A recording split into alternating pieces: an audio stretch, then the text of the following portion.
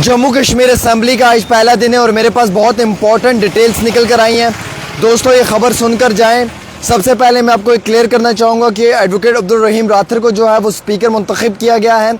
Opposition खामोश रही। सुनील शर्मा ने अब्दुल रहीम राथर को कहा कि आपको स्पीकर तो मुंतखब किया गया है, आपका एक बेहतरीन एक्सपीरियंस है और मुझे भी आपसे सीखने को मिलेगा। यानी कि अपोजिशन ने बिल्कुल भी हल्ला नहीं किया इस चीज़ पे कि अब्दुल रहीम राथर को क्यों आपने स्पीकर मुंतखब किया है। 7 बार के विधायक रहे हैं। शेख अब्दुल्ला से लेकर फ़ारूक अब्दुल्ला और फ़ारूक अब्दुल्ला से लेकर उमर अब्दुल्ला के साथ काम करने का एक्सपीरियंस रहा है। दूसरी बड़ी खबर कि कल देर गई शाम को जो मुलाकात हुई थी उसमें नेशनल कॉन्फ्रेंस धारा 370 का रेजोल्यूशन असेंबली में लेकर आएगी। 370 का जो असेंबली में रेजोल्यूशन है वो पास करने की कोशिश करेगी। अपोजिशन इस पे हल्ला करेगी।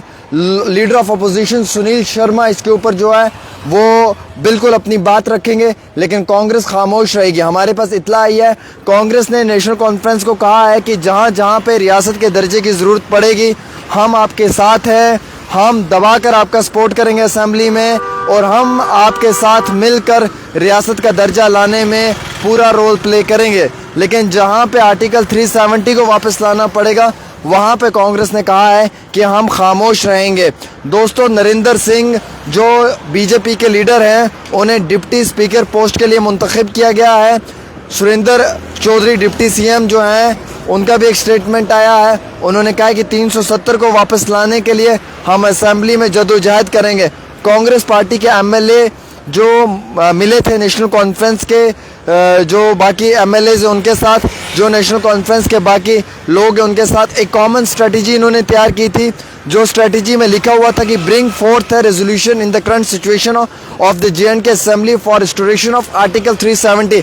धारा 370 के लिए जो है वो रेजोल्यूशन लाया जाएगा और उस रेजोल्यूशन को जम्मू कश्मीर के अंदर इस करंट सेशन में जो है वो वापस लाने की कोशिश की जाएगी, पास किया जाएगा। जिसमें कि एमएलए जो इनके हैं कई सारे, उन्होंने रिपोर्टर्स से बात करते हुए ये कहा है कि कांग्रेस ने कहा है कि हम सपोर्ट करेंगे आपको रिस्टोरेशन ऑफ स्टेटहुड के लिए, यानी कि रियासत के दर्जे के लिए कांग्रेस जो है वो नेशनल कॉन्फ्रेंस को सपोर्ट करेगी असेंबली में। लेकिन जब बात रहेगी 370 की तो 370 में नेशनल कॉन्फ्रेंस को अकेले खुद ही लड़ना होगा, क्योंकि कांग्रेस ने कहा है कि 370 हमारा प्लान में नहीं है, हमारे मंशूर में नहीं है। नेशनल कॉन्फ्रेंस ने कहा है कि रिस्टोरेशन ऑफ स्टेटहुड, रियासत का दर्जा बहाल होना चाहिए, धारा 370 मिलना चाहिए जिस पे इनको मैंडेट अवाम ने दिया है। ये इनका जो है ये एक इलेक्टोरल प्लैंक है। और उसके साथ साथ इन्होंने कहा कि धारा 370 जम्मू कश्मीर की लेजिस्लेटिव असेंबली में जो है वो लाने के लिए पूरी कोशिश की जाएगी और जितने भी लोग हैं वो इस पे अपनी बात रखेंगे। लीडर ऑफ अपोजिशन की अगर आप बात करेंगे तो सुनील शर्मा भी इसमें दबाकर अपोज कर रहे हैं और सुनील शर्मा ने आज अब्दुल रहीम राथर को मुबारकबाद पेश की है, क्योंकि उनको जम्मू कश्मीर असेंबली का जो है वो स्पीकर मुंतखब किया गया है। डिप्टी स्पीकर जो है वो नरेंद्र सिंह रहेंगे भारतीय जनता पार्टी से।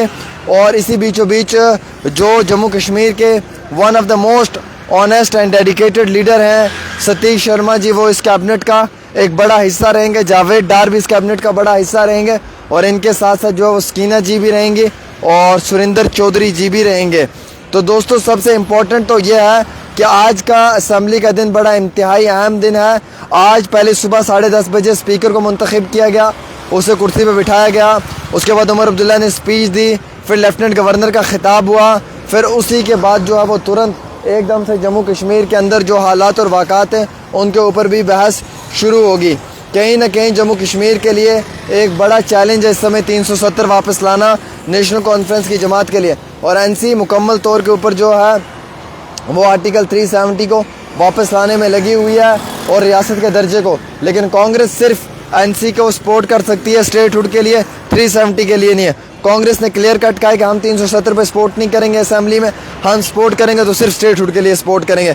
अभी कल शाम देर के मीटिंग्स हुई हैं और इन मीटिंग्स के अंदर बड़ा कुछ निकल कर आया है। लेकिन इस समय मैं आपको ये भी इतला देना चाहूँगा कि असेंबली के अंदर जो है वो मुसलसल कार्रवाई शुरू हो चुकी है और ये पहली असेंबली है जम्मू कश्मीर की यूनियन टेरिटरी की। और ये पहले स्पीकर हैं अब्दुल रहीम राथर जो 7 बार के विधायक भी हैं, जो जम्मू कश्मीर के इस बारी यूटी के स्पीकर हैं। हिंदुस्तान के मरकज़ के ज़ेर इंतज़ाम जम्मू कश्मीर के जो है वो स्पीकर हैं ये। तो ये एक सबसे बड़ी इंपॉर्टेंट फैक्टर भी था यहाँ पे कि जम्मू कश्मीर को क्या अदल इंसाफ मिलेगा नहीं मिलेगा ये देखने वाली बात थी। लेकिन इसी बीचों बीच ये खबर भी थी कि क्या जम्मू कश्मीर को धारा 370 वापस लाने के लिए एक जंग लड़नी होगी। तो जो जंग लड़ी जाएगी वो सबसे इम्पोर्टेंट है। हालांकि जम्मू कश्मीर की असम्बली में जो है वो लेफ्टिनेंट गवर्नर साहब ने भी अपना बयान दिया है, उन्होंने भी जो है वो अपना ख़िताब किया है। और अभी लेफ्टिनेंट गवर्नर साहब भी जो हैं वो सेक्रेटरीट पहुँचे कुछ ही समय के बाद, और एक बारी फिर से जो है वो यहाँ पे बड़ा हंगामा भी नज़र आ रहा है, क्योंकि वहीद परे जो हैं असम्बली के अंदर वो भी आवाज़ उठा रहे हैं वक्तन फ़वक्तन, तो उनकी आवाज़ को भी लाया जाएगा। और उन्होंने कहा है कि 370 का वापसी होनी चाहिए, हम रेजोल्यूशन लाना चाहिए नेशनल कॉन्फ्रेंस की हुकूमत को 370 के ऊपर। ये वहीद परे का बयान है।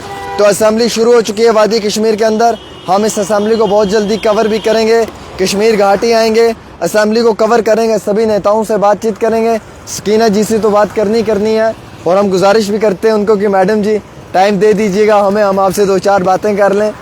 और वैसे अब ये जो हंगामा आगे शुरू होगा असम्बली का वो बड़ा ज़बरदस्त शुरू होगा, और इस हंगामे को हम आप तक पूरी तरीके से पहुंचाने की कोशिश भी करेंगे। एक छोटी सी रिपोर्ट आमिर के साथ।